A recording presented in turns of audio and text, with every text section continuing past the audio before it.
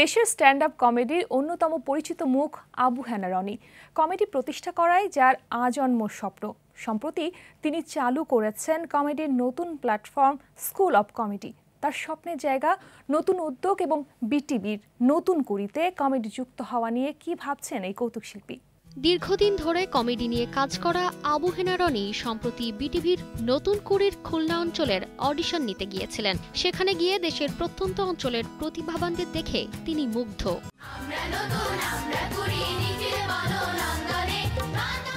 আবু হেনা রনি এবার চালু করছেন নতুন প্ল্যাটফর্ম স্কুল অব কমেডি। এটি স্ট্যান্ড আপ কমেডির একটি উন্মুক্ত প্ল্যাটফর্ম। ঢাকার পান্থপথে তাদের কার্যালয়ে প্রতি শুক্রবার কমেডি শো হবে। এই প্ল্যাটফর্মের উদ্দেশ্য হল জীবনের নানা হতাশা ও ক্লান্তি থেকে মানুষকে হালকা করা।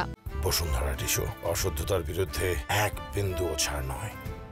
কমলা লেবুর রস খায়া পরাণ জুড়াইছে। ১.৫ দশক আগে মিরাক্কেলে অংশ নেওয়ার পর থেকেই রনি দেশে স্ট্যান্ড আপ কমেডি প্রতিষ্ঠার স্বপ্ন দেখে আসছেন। তিনি মনে করেন নতুন কুড়িতে কৌতুক যুক্ত হওয়া তাদের জনপ্রিয়তা বা সাফল্যেরই ফল। স্বপ্ন দেখেন একদিন দেশের শিক্ষা প্রতিষ্ঠানের পাঠ্যক্রমেও থাকবে স্ট্যান্ড আপ কমেডি। আমি যাও না, এই ঘরে থাকবো। বান্দর হয়েছিস, যা ওই ঘরে যা। হ্যাঁ আমি জানি, আমি ওই ঘরে গেলে এরকম বান্দর আরেকটা হবে। তারতিবা ফারুহি, কালের কণ্ঠ।